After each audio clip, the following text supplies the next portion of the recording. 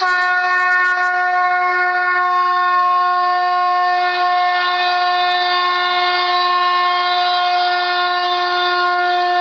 स्वामी समर्थ।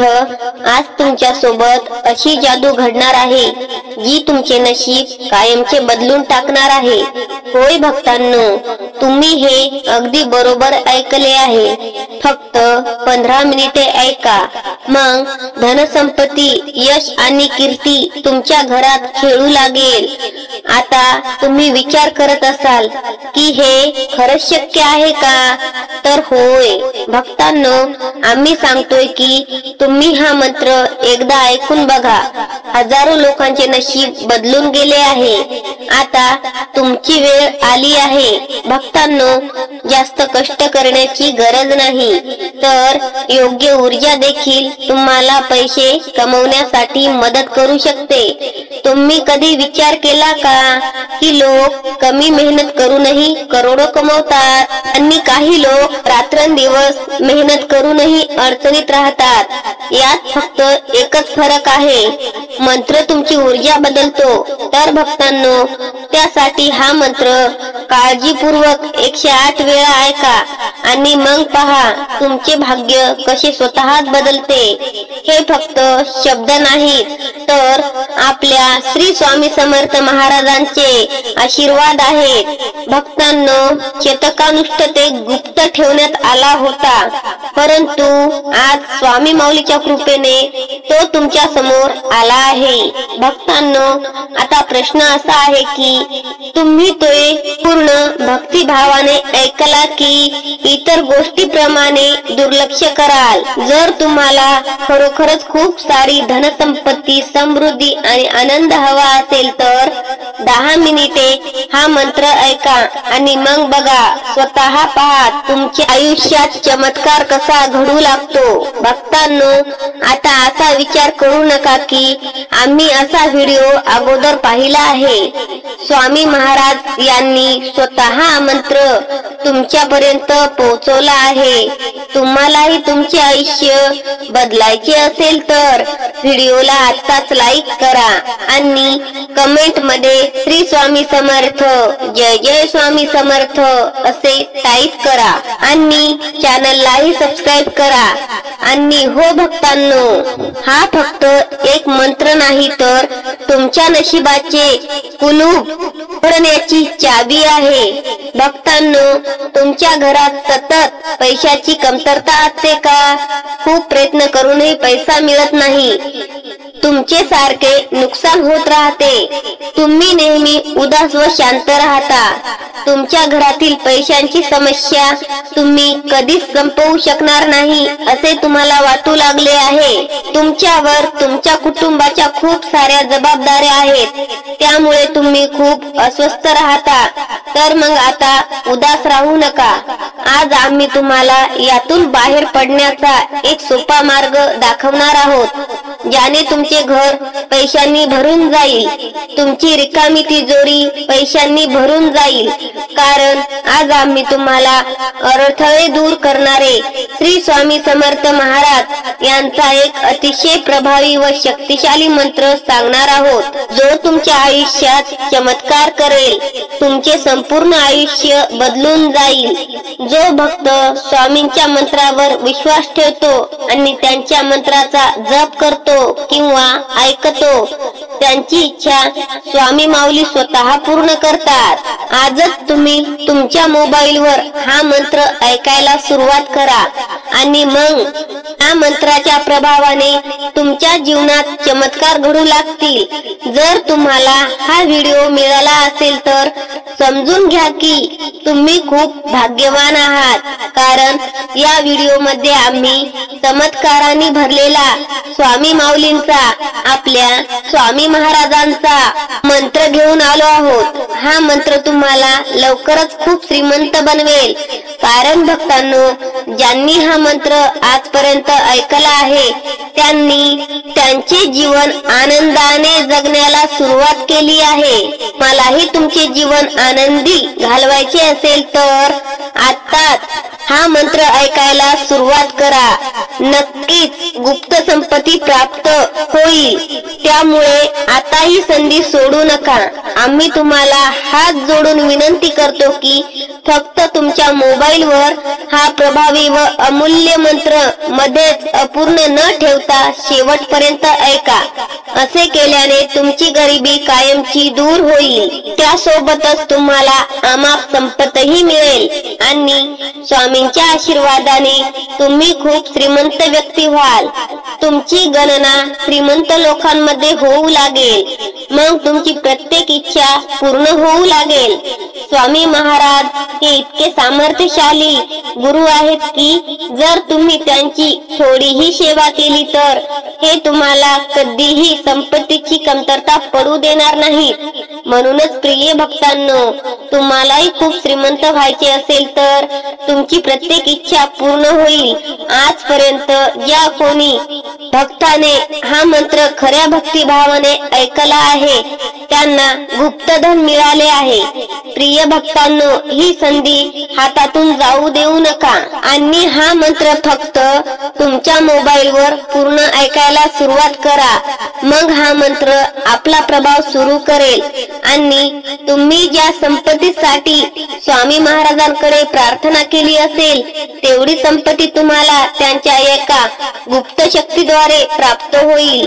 भक्तांनो, खूप कष्ट करूनही तुम्ही श्रीमंत होणार नाही आणि तुमची सारी स्वप्ने फक्त स्वप्नेच राहिली आहेत तर मग भक्तांनो, आता अजिबात काळजी करू नका.